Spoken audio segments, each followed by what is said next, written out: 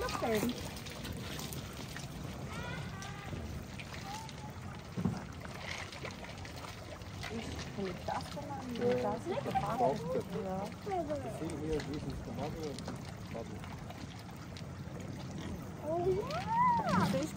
Виждаш ли при животните също майката е с малките, защото си питълна. Да. Питълна. Yes. Той за нищо друго не е освен за оплождане. Даже и при животните. Че няма телефон да си такова. Да си гледа във Фейсбук, нали?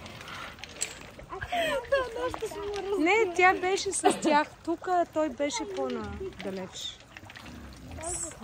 Той само я търси, как викаш ти, при оплождане. Да. Даже понякога е агресивен. Аз се очудвам, че още не са ги разделили. Агресивен към малките. Да. При много животни разделят бащата от малките, защото той иска да ги изяде. Те са му, и по-точно от мъжките малки. Те са му конкуренцията. Той иска всичките женски за него.